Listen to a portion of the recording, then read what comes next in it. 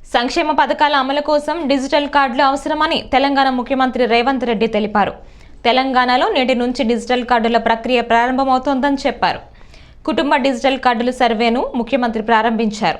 119 నియోజకవర్గాల్లో pilot project కింద digital కార్డులు జారీ చేస్తున్నట్లు చెప్పారు. పైలట్ ప్రాజెక్టు కింద మొత్తం 238 గ్రామాలు, డివిజన్లు ఎంపిక చేసినట్లు వివరించారు.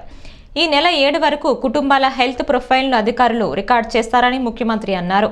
పర్యవేక్షణ కోసం స్పెషల్ ఆఫీసర్లను నియమించినట్లు చెప్పారు.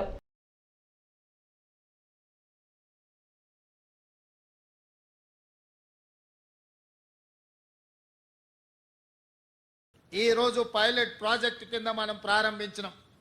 ఇవాళ కొన్ని పత్రికలలో రాస్తున్నారు రేషన్ కార్డుల విధానాన్ని ఉపసంహరించుకున్నారని.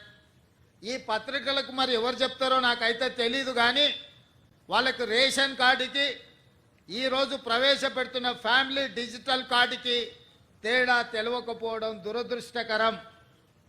ఇంతకుముందు పేపర్ల మీద మాన్యువల్లో కార్డులు ఇచ్చేవాళ్ళు.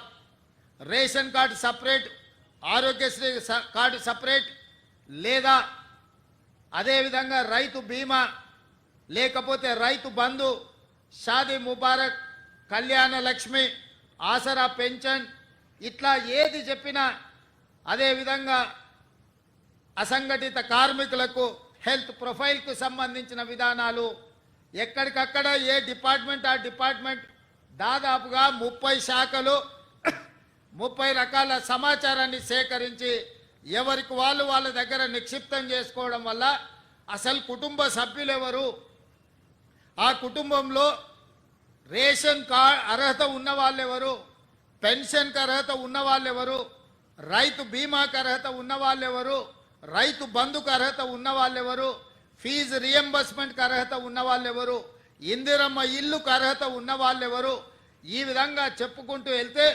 200 యూనిట్లు ఉచిత కరెంటుకు అర్హత ఉన్న వాళ్ళెవరు, ఆర్టీసీ బస్సులో మహిళల ఉచిత ప్రయాణానికి ఎవరు అర్హులు, అదేవిధంగా 500 రూపాయలకు సిలిండర్ ఇవ్వడానికి ఎవరు అర్హులు, ఇట్లా ఎక్కడికక్కడ రకరకాల సమాచారము రకరకాల శాఖల దగ్గర ఉండడం వల్ల మెరుగైన విధానంతో పరిపాలన సాగించడానికి, ప్రజలకు మెరుగైన సేవలు అందించడానికి వస్తున్న ఇబ్బందులన్నిటిని కూడా రాష్ట్ర ప్రభుత్వం ఒక అంచనాకు వచ్చింది. అందుకే ఈరోజు రాష్ట్ర ప్రభుత్వం 30 శాఖల దగ్గర ఉన్న సమాచారాన్ని అంతా ఒక్క ఫ్యామిలీ డిజిటల్ కార్డుకి ఒక్క క్లిక్, ఎట్లయితే ఆధార్ను ఆ రోజు మన్మోహన్ సింగ్ గారు ప్రవేశపెట్టడంతో